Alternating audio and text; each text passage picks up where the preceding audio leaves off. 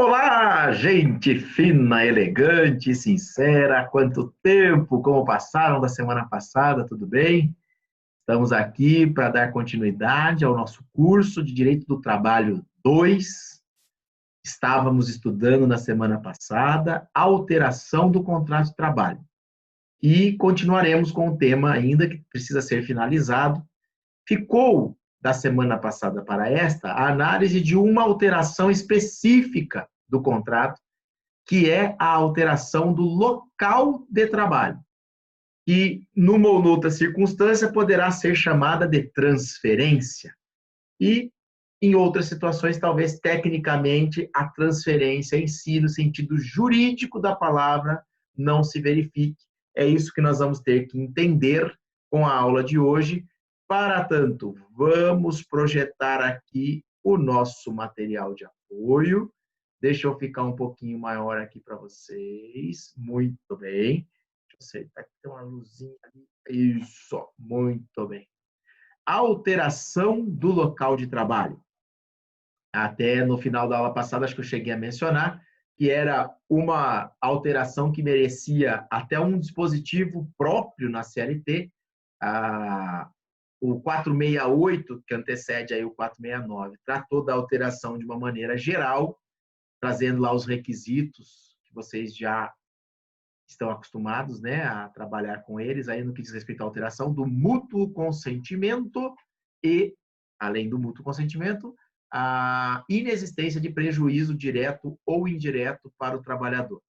E agora estamos diante do artigo 469, que diz o seguinte, que ao empregador é vedado transferir o empregado sem a sua anuência para uma localidade diversa da que resultar do contrato, não se considerando transferência a que não acarretar necessariamente a mudança do seu domicílio. Notem, então, que o 469 ele vem com um anúncio primeiro de uma vedação, que ao empregador é vedado transferir o empregado sem a sua anuência para uma localidade diversa da que resultar do contrato. Então, a primeira ideia que se traz em relação à alteração do local de trabalho é que ela não deve ser feita, que ela é vedada, sem a concordância do empregado. E, na segunda parte, trabalha o conceito de que não é transferência uma alteração de local que não acarrete necessariamente a mudança do domicílio do empregado. Então, se eu mudo o local de trabalho sem que seja necessário que o empregado mude o seu domicílio, eu não estou diante de uma transferência. Transferência não é, porque transferência, por outra via, né, ela necessariamente exige a mudança de domicílio do empregado.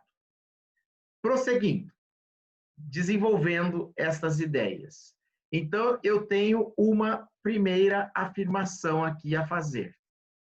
Alteração do local de trabalho sem mudança de domicílio não é transferência, correto? Porque o 468 falou, tem que acarretar necessariamente a mudança de domicílio. Então, se eu mudei o local de trabalho, mas não precisou o empregado mudar de domicílio, não houve transferência. O que houve, afinal? Nós chamamos essa alteração do local de trabalho, sem mudança de domicílio do empregado, chamamos de remoção. É esse o nome da movimentação, remoção. A remoção, em regra, é lícita. O empregador analisa se, de repente, se um outro ponto comercial se apresenta mais favorável, ou ele está precisando diminuir o preço do aluguel, arrumou um ponto em que o aluguel é mais barato, ou até mesmo conseguiu comprar um imóvel. Ele vai definir onde que a empresa dele vai funcionar. Sendo algo que não exija uma mudança, uma alteração de local, que não exija do empregado que ele mude o seu domicílio, não houve transferência, mas sim remoção. A única questão, né, que se considera aqui na remoção diz respeito àquilo que a súmula 29 disciplina, tratando aqui de transferência no seu título, dizendo que empregado transferido por ato unilateral do empregador para local mais distante de sua residência tem direito a suplemento salarial correspondente ao acréscimo da despesa de transporte. É curioso porque a súmula tem como enunciado ali, como ementa, transferência, mas você percebe de plano e de transferência ela não está tratando. Quando ela diz que o empregado foi transferido por ato unilateral do empregador. Ora, nós vimos no 469 que a transferência ela tem dois requisitos, né? Duas características, pelo menos. Primeiro, ela tem que ser com a anuência do trabalhador. E segundo, ela tem que ser, ela não pode, ela necessariamente acarreta mudança de domicílio. Aqui eu estou falando de uma transferência por ato unilateral e, portanto, né, não teve a anuência necessariamente do trabalhador, mas já não era transferência também, porque é para um local mais distante da sua residência. Ora, se eu tenho a residência do trabalhador como referência para dizer que a empresa era mais perto e agora ela está mais distante, isso significa que esse empregado não mudou de casa, muito menos de domicílio, não é? Então, aqui eu estou falando de remoção, que é uma mudança de local de trabalho sem necessidade de mudança de domicílio. E o que a súmula 29 está dizendo? Está dizendo o seguinte, olha, ok, pode fazer a remoção, isso até por ato unilateral, está dentro do ius variandi do empregador que nós vimos na aula passada. Mas aquilo que o empregado gasta a mais para ir até o local de trabalho deverá ser suportado pelo empregador, ou seja, o suplemento salarial correspondente ao acréscimo da despesa de transporte. Se ele é, por exemplo, usuário do Vale Transporte, você vai ver se ele está precisando de um passe a mais por dia, uma passagem a mais por dia, e essa despesa, esse gasto a mais que o empregado passa a ter para chegar no local de trabalho, de uma forma ou de outra, terá que ser compensado pelo empregador. Essa é a ideia da súmula 29, correto? Se a alteração do local de trabalho exige a mudança de domicílio do empregado com mudança de domicílio, aí sim eu estou diante de uma transferência. Agora sim é transferência, não é mais remoção, porque foi para um local que exigiu do empregado que ele, inclusive, mudasse o seu domicílio, não é a sua residência. Se eu estou aqui em São José, no Jardim Paulista, a minha empresa muda para a Vila Industrial e eu prefiro também, moro de aluguel, alugar uma casa mais perto, eu não estou mudando de domicílio, eu continuo em São José dos Campos, estou mudando de residência, isso não seria transferência da mesma forma. Transferência é a mudança do local de trabalho que acarrete mudança de domicílio, ok? Vejam, em regra, a transferência unilateral é ilícita. Quem falou isso? O 469. É vedado ao empregador transferir sem a sua anuência um empregado para um local, né, que necessariamente exija a mudança do seu domicílio. Então, a transferência, aquilo que vai fazer o empregado mudar de domicílio, precisa da anuência do trabalhador. Em regra, uma transferência unilateral será ilícita porque não respeita o caput do 469. Mas, como tudo no direito, existem as exceções.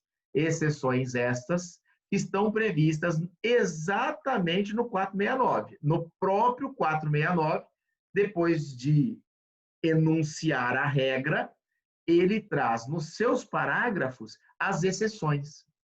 E quando eu penso em exceção, no que diz respeito à transferência, eu estou falando exatamente do quê? Eu estou falando da possibilidade do empregador unilateralmente, só por vontade dele, mandar o empregado trabalhar em outro local, um local tão distante que exija dele a mudança de domicílio e ainda assim essa mudança ser lícita, porque o 469 caput pediu a anuência do trabalhador. Então, a transferência unilateral, em regra, é ilícita, mas eu tenho exceções. Possibilidade do meu empregador, de fato, transferir, né, mandar para um local que exija a mudança de domicílio, transferir unilateralmente, mesmo que o empregado, naquele momento, não quisesse ou não tivesse interesse, ou até mesmo contrariado, mas dentro do poder diretivo do empregador. Lembrando que os parágrafos do artigo 469 vão me dizer quando é que o empregador pode transferir unilateralmente. Mas há uma condição para qualquer uma dessas hipóteses, embora o empregador possa transferir. Ele sempre deve mostrar a real necessidade de serviço. Olha, eu preciso de você lá naquele outro local, porque é para fazer isso, tem a ver com a sua especialidade, eu não tenho lá mão de obra qualificada ou alguém que conheça, como você conhece a atividade ou o trabalho. Sem demonstrar real necessidade de serviço, a transferência também se torna ilícita. Quem falou? Súmula 43 do TST, que nós já vamos avaliar aqui embaixo, ok? Vamos antes verificar qual é a primeira exceção, a primeira hipótese trazida como exceção e que permite uma transferência unilateral. Veja, é o parágrafo 1º do 469. Eu até transcrevi o 469 aqui de novo para você retomar a regra geral para depois analisar a exceção. Então, o caput dizendo que ao empregador é vedado transferir o empregado sem a sua anuência. Vem o parágrafo 1º para dizer: não estão compreendidos na proibição deste artigo, na proibição de transferir sem anuência. 1. Os empregados que exerçam cargos de confiança. 2. Aqueles cujos contratos tenham uma condição implícita ou explícita, tenham como condição implícita ou explícita a transferência, quando esta decorra de real necessidade de serviço.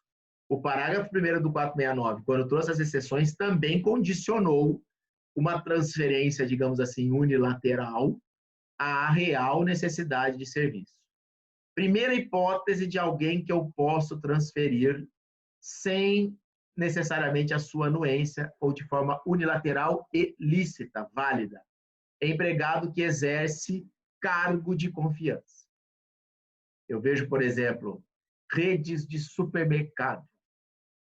Uma nova loja é aberta numa localidade nova e onde não havia nenhuma unidade daquele supermercado. Para que a loja entre no eixo, comece a funcionar, não é incomum que as redes identifiquem algum gerente de loja que já tenha experiência e direcione para aquela loja nova, para que cuide da nova loja durante os primeiros meses, o primeiro ano, até treinando um novo gerente, quem sabe, mas mantém esse gerente naquela determinada loja por um tempo. O gerente pode dizer, não quero sair daqui, estou muito bem na minha lojinha, aqui no meu município, onde eu tenho domicílio, não tenho interesse de mudar. Não é algo que será definido de acordo com o interesse do próprio gerente. A empresa, entendendo que a presença dele é necessária para que se comece ali o novo negócio, para que a nova loja comece a caminhar com pernas próprias, o gerente terá que ir e não poderá apresentar nenhum tipo de objeção. A necessidade de serviço aí estaria aprovada, fazer uma nova loja, aprender a funcionar, aprender as rotinas, e a experiência dele ali seria importante. E até porque é cargo de confiança, então cargo de confiança é aquele que pratica atos de gestão em nome do empregador, em nome da empresa. Então, ele terá que estar onde o serviço demandar, não pode criar nenhum tipo de resistência em relação a isso. Segunda hipótese de quem pode ser transferido, ainda que de forma unilateral, são aqueles que têm os contratos, ou cujos contratos, tenham como condição implícita ou explícita a transferência. Condição explícita é mais fácil de entender. É normal, quando você é contratado, você recebe aquele kit de documentos para assinar. Lá está o contrato de trabalho, normalmente de experiência, data de admissão, função, salário, horário, tudo lá no contrato. Vem lá o acordo de compensação de horas, acordo de prorrogação de horas, opção do vale transporte. Até hoje não era necessário, mas vem lá a opção do fundo de garantia, que é obrigatório desde 88, mas até hoje o pessoal assina opção pelo fundo de garantia, como se houvesse alguma outra, né, opção. Mas eu vejo até hoje no kit isso. E vem lá no próprio contrato, mais das vezes, uma cláusula que diz: o empregado aceita e se compromete a trabalhar em qualquer local designado pelo empregador. Então, quando foi contratado, já negociou e já deu o seu aceite prévio, a sua anuência prévia. Olha, eu topo qualquer transferência aí, topo ir trabalhar em qualquer lugar. Inteligente, sagaz por parte do empregador incluir essa cláusula no contrato, porque quando você está sendo admitido, você não tem muito poder de barganha, né? Num tempo de tanto desemprego, você consegue o emprego, você dá graças a Deus e aceita qualquer condição. Mas é bem verdade que lá na frente, de repente, ele manda você trabalhar, né, na Conchinchina do Sul, e você não fica feliz com essa mudança, mas você já não poderá mais resistir a ela, salvo se não for algo que decorra da real necessidade de serviço. No mais, você já assinou um contrato e já se comprometeu, você já deu a sua anuência para ser transferido e não vai poder revogar aquilo que você manifestou quando foi contratado. Então, a condição explícita está lá uma cláusula do contrato, você assinou, está combinado desde o começo que você pode ser transferido para qualquer local. Já exige um pouco mais de cuidado, né, de análise, a condição implícita de transferência. Condição implícita. O que seria uma condição implícita? Eu sempre lembro aqui de uma profissão específica, que é a do engenheiro. E, nesse momento, se estivéssemos numa aula presencial, eu certamente estaria pedindo para levantar a mão quem é filho ou quem é mesmo engenheiro. Porque, normalmente, essas pessoas podem facilmente nos elencar 3, 4, até 5 municípios onde já residiu na infância, né? Fez o pré-escola em tal cidade, ensino fundamental na outra cidade, ensino médio na outra, faculdade em outra. É uma pessoa que ou tem muitos amigos ou não tem lastro nenhum de história, de amigos de muito tempo, porque foi mudando e foi perdendo contato. O engenheiro é um profissional que não pode, não tem condições de exigir, muitas vezes, a sua permanência numa única localidade. Eu até faço uma analogia com aquela canção, existe a canção que diz que o artista tem que ir aonde o povo está.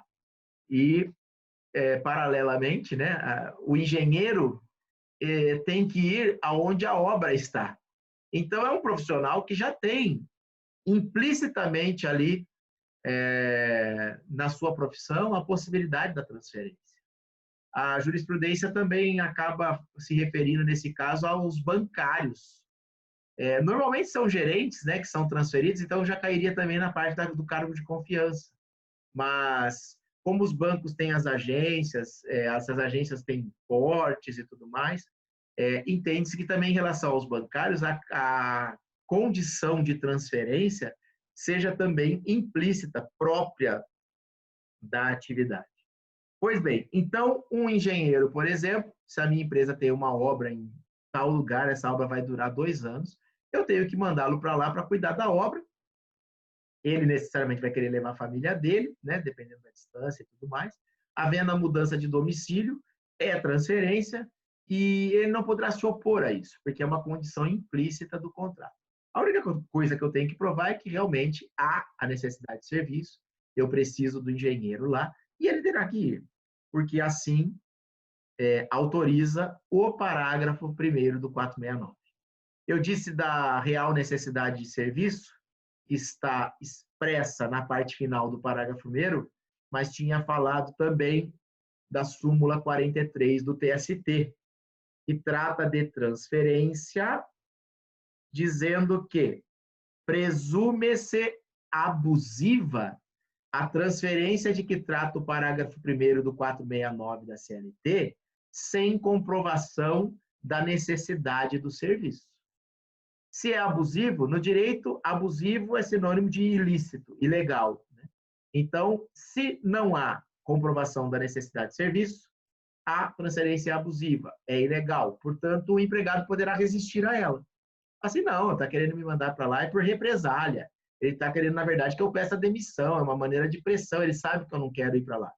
Ora, né, se você não vai, de duas uma, ou realmente vai ter que pedir demissão para, né, porque não concorda com essa mudança, ou ainda, sendo uma transferência abusiva, ilegal, você pode impugnar o ato do empregador, entrar com uma reclamação trabalhista e discutir a legalidade disso e pedir a permanência. Aliás, no artigo 659, estou com a CLT aqui, eu vou só confirmar se é o 659. Se não for, eu vou falar de cabeça, mas deixa eu ver se eu estou com a memória boa aqui. 659. 659. Presidir as audiências. No 659, inciso 9 da CLT, 659, inciso 9, acho que eu não trouxe aqui. Então, eu já vou falar para vocês. Ele está trazendo matérias, especificamente no inciso 9, a respeito das quais o juiz pode decidir liminarmente. E o inciso 9 fala que compete ao juiz, aqui falava juiz presidente da vara, porque é da época que era a junta de conciliação, mas para o juiz, né, ao juiz togado, ao juiz da vara hoje, conceder liminar até decisão final de processo em reclamações que visem tornar sem efeito transferência disciplinada pelos parágrafos do 469 da consolidação. Não havia muita tradição com relação a liminares, medidas de emergência. Isso aqui é anterior à tutela antecipada, por exemplo. Mas já se previa que o juiz teria que decidir liminarmente.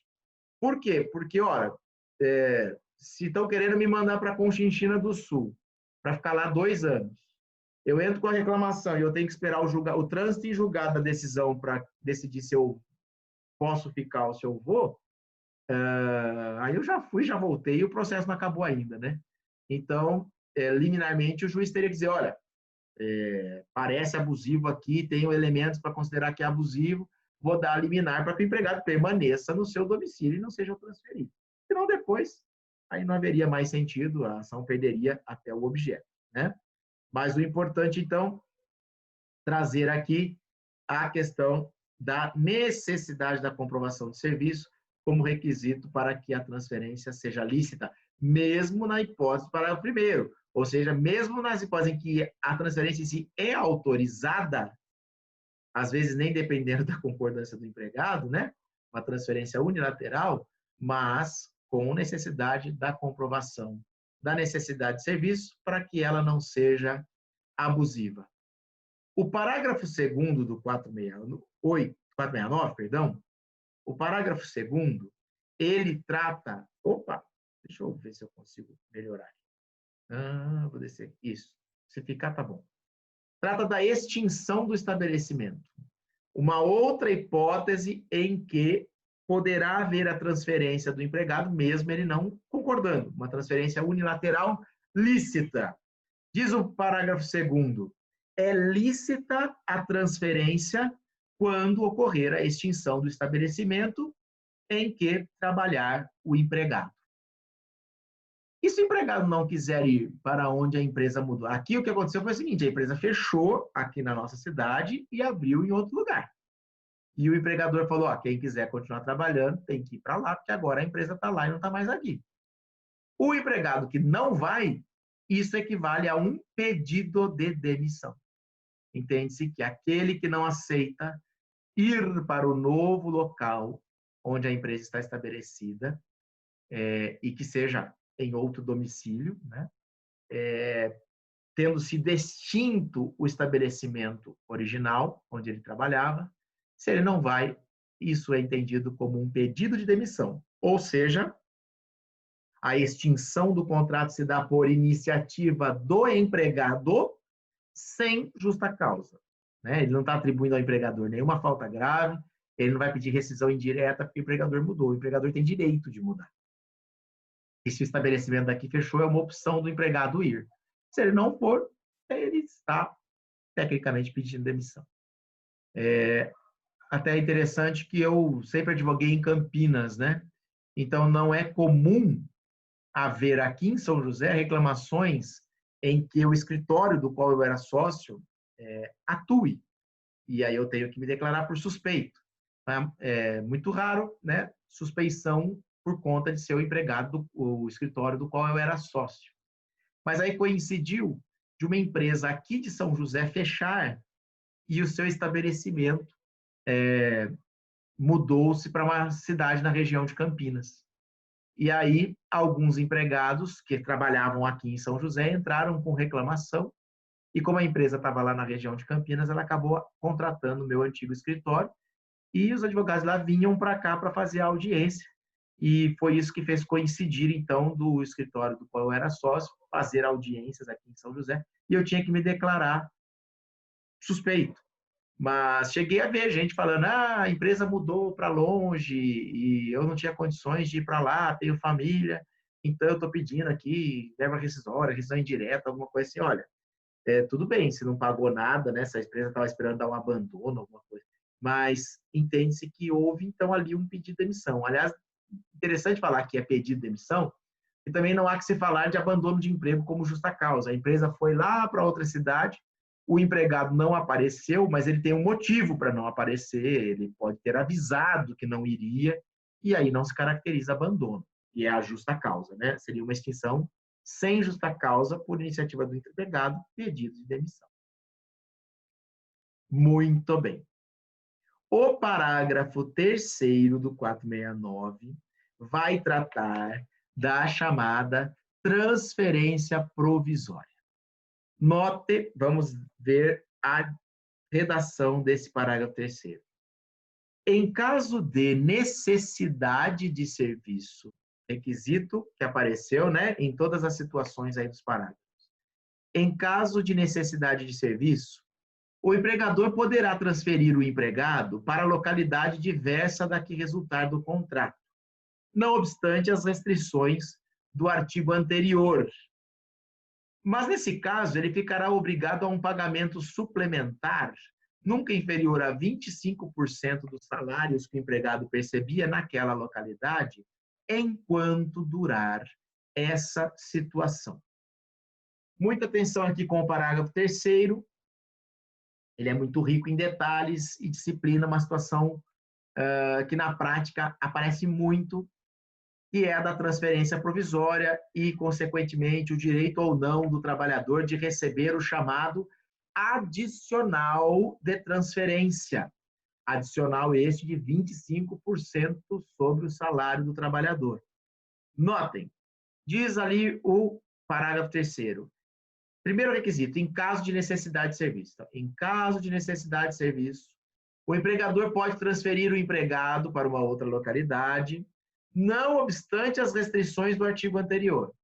Qual é o artigo anterior? Eu estou no parágrafo 3º do 469, o artigo anterior é o 468, que prevê que transferência se dá por mútuo consentimento e ainda assim desde que não resulte prejuízo direto ou indireto ao trabalhador. Então, no parágrafo 3º, quando ele diz que pode transferir em caso de necessidade de serviço, não obstante as restrições do artigo anterior, ele está dizendo que essa transferência pode ser, inclusive, unilateral. Pode ser uma transferência não consentida pelo trabalhador, mas ainda assim lícita. Ok? Então, não obstante estas restrições, mas nesse caso, o empregador fica obrigado a pagar fica obrigado a um pagamento suplementar, nunca inferior a 25%, enquanto durar essa situação. Essa parte final do enquanto durar essa situação é a parte que confirma e estabelece que só há que se falar em adicional de transferência quando essa transferência for provisória. O que é uma transferência provisória? É a transferência que tem dia para começar e dia para terminar. Tem um momento para começar e um momento para terminar. Olha, você vai para tal lugar, mas você vai ficar lá tanto tempo. Depois você vai voltar para cá. Isso é transferência provisória, certo? Então, é uma transferência que eu posso delimitar o tempo de duração. Porque só há que se falar em pagamento de adicional nas transferências enquanto durar a situação. Esse enquanto durar exige que essa transferência não seja definitiva. Vamos desenvolver um pouquinho aqui sobre o adicional de transferência, orientação jurisprudencial 113 da SDI 1. Diz a OJ 113: adicional de transferência, cargo de confiança ou previsão contratual de transferência devido, desde que a transferência seja provisória. E aí veio o enunciado. O fato de o empregado exercer cargo de confiança ou a existência de previsão de transferência no contrato de trabalho não exclui o direito ao adicional. O pressuposto legal apto a legitimar a percepção do mencionado adicional é a transferência, será que eu consigo ajudar aqui? Provisória. Será que salva? Vamos ver. Tomara que sim. E acho que não. Pessoal, aqui provisória, salvar. Acho que foi. É a transferência provisória. O que diz a OJ, então, 113? Ele começa dizendo: o fato do empregado exercer cargo de confiança ou de haver previsão de transferência no contrato, ele está trabalhando aqui com os requisitos do parágrafo 1º do 469, que é a primeira exceção, né, à regra do caput, que permite que quem exerce cargo de confiança ou quem tem a cláusula implícita ou explícita no contrato sejam transferidos unilateralmente. Aqui ele está dizendo assim: o fato de ser cargo de confiança ou ter cláusula no contrato de transferência não inibe o pagamento do adicional. Ou seja, uma coisa é você poder transferir. Outra coisa é verificar se você vai dever ou não o adicional de transferência pela transferência que você promoveu. E qual é o requisito para pagar o adicional de transferência?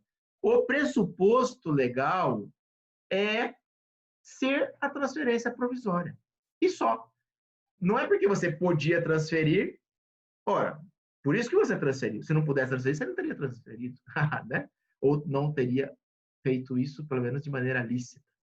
Então, o fato da transferência poder ser unilateral não significa que o adicional transferência não será devido.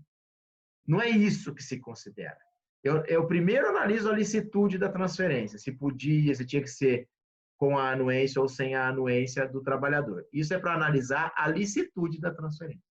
Agora, se eu vou investigar se é devido adicional ou não, só um critério vai ser considerado para verificar se o adicional é devido ou não. Ser a transferência provisória ou não. Porque se a transferência é definitiva, não é devido adicional. Você vai, foi, né? Nós vamos ver aí, o empregador vai ter que pagar a mudança, caminhão de mudança, tudo certinho, que você está mudando de domicílio.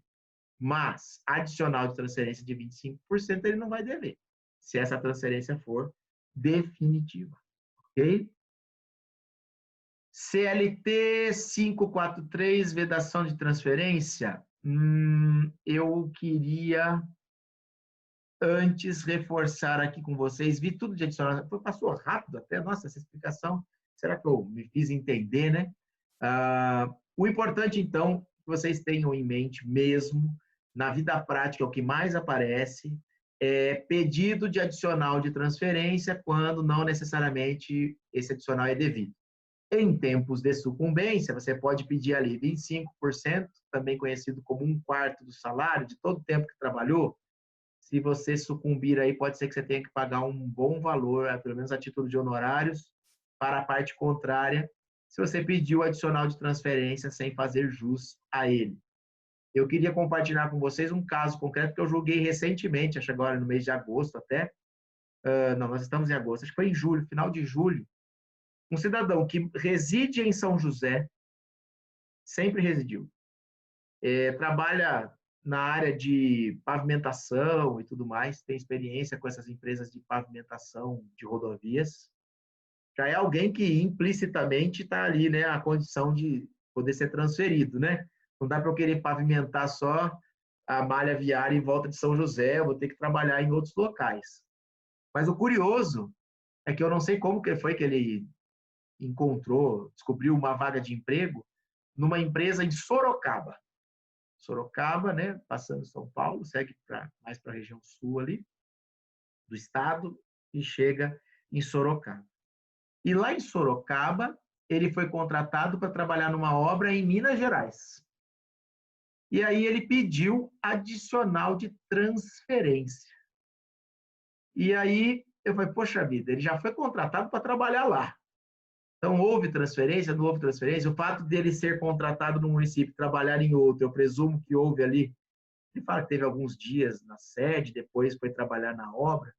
Mas o curioso desse caso todo é o seguinte: esses empregados normalmente ficam alojados, ficam em alojamento da firma, né?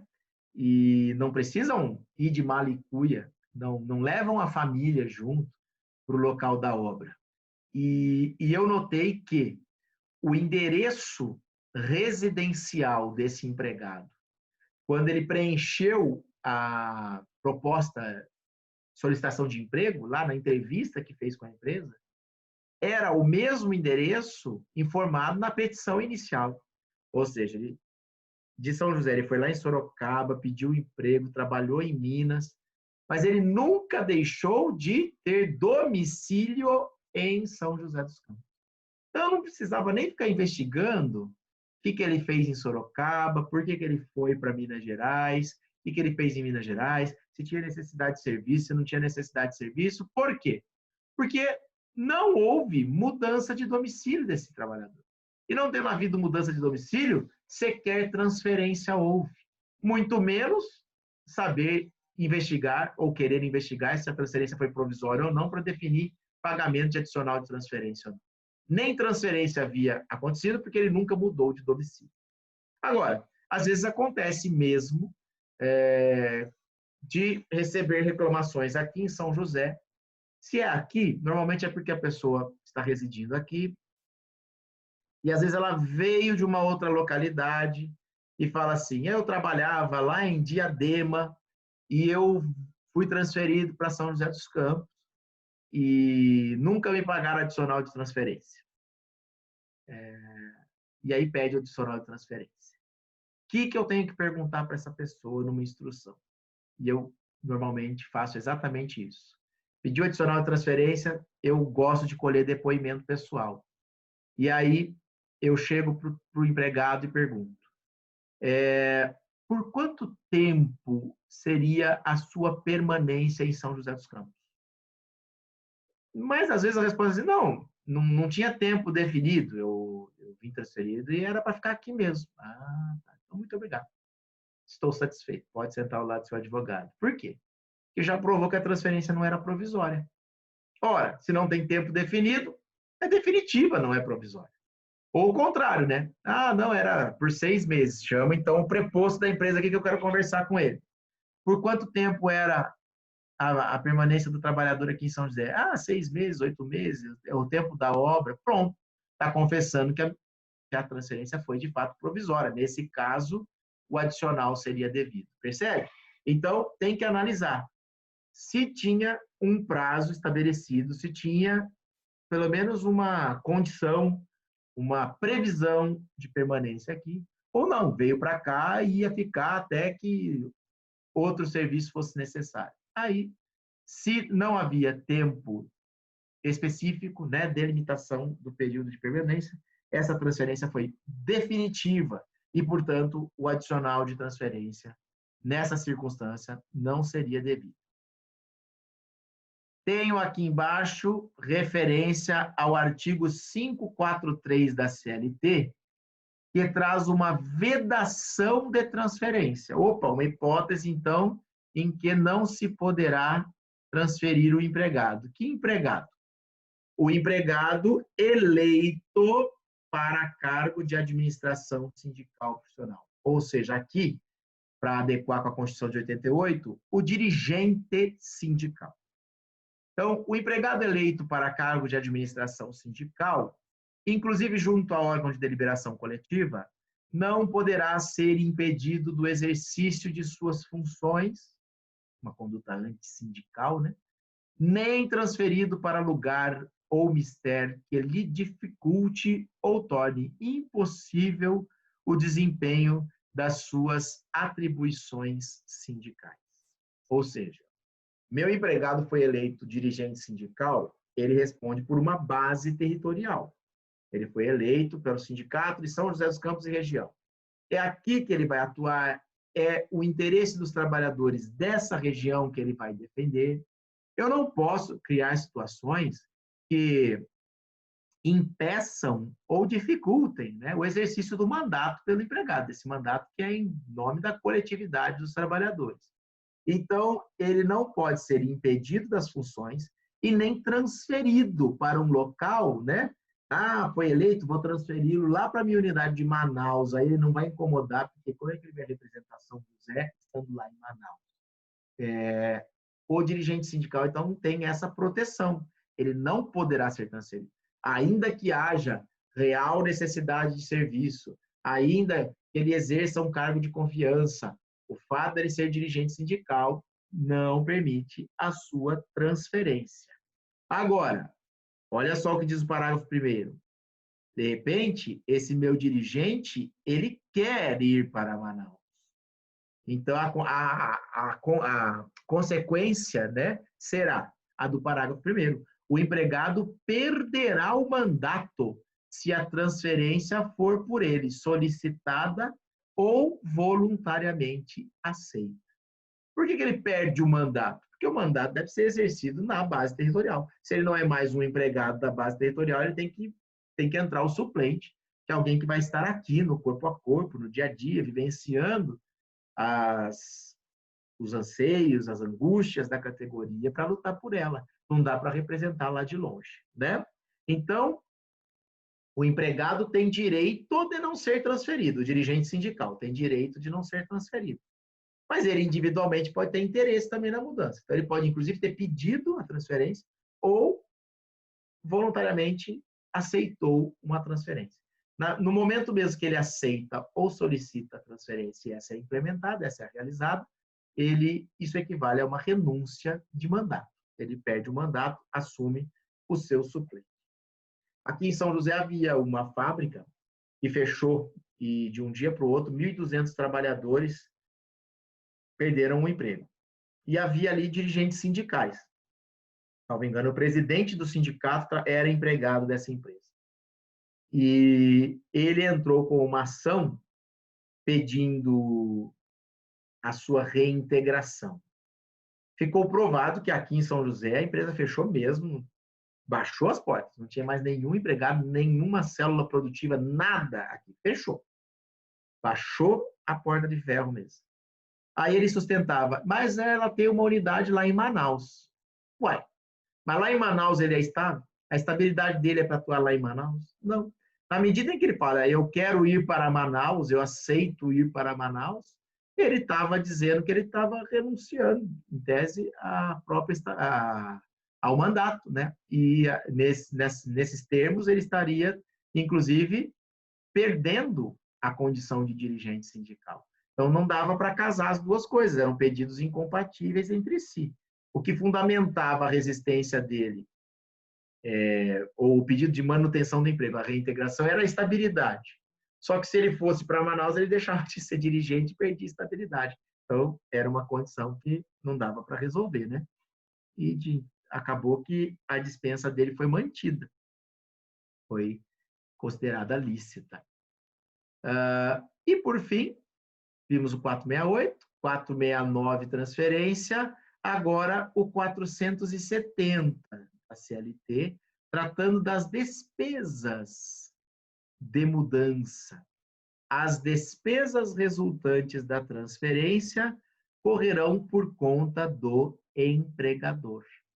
Então, seja provisória, seja definitiva, aquilo que eu provoco de gasto, de despesa, de valor que o empregado tem que abrir mão ou tem que gastar para sair de onde ele estava e ir para o local onde o empregador quer que ele trabalhe agora, cara, sendo isso de fato uma transferência, as despesas, tanto da definitiva como da provisória nesse caso, sempre correrão por conta do empregador. Então, você vai botar a sua mudança no caminhão, quem vai pagar o caminhão de mudança é a empresa.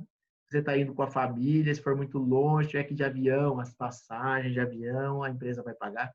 Tudo que diga respeito às despesas resultantes da teve que matricular numa escola nova, já tinha pago a matrícula da escola para o ano todo, no meio do ano teve que fazer uma transferência, matrícula pode pedir também reembolso, porque é uma despesa resultante da transferência. Você ia ficar quietinho lá, você não ia ter que fazer matrícula. Entendo que entra também na conta esses valores, ok? Tudo, olha aqui, as despesas resultantes da transferência correm por conta do empregador. Então, o que você mostrar que foi por conta da transferência deverá ser suportado pelo empregador. Muito bem. Olha só, estamos aqui com aproximadamente 40, 45 minutos de aula. Acho que eu vou cortar esse vídeo, porque aí fica menos cansativo, né?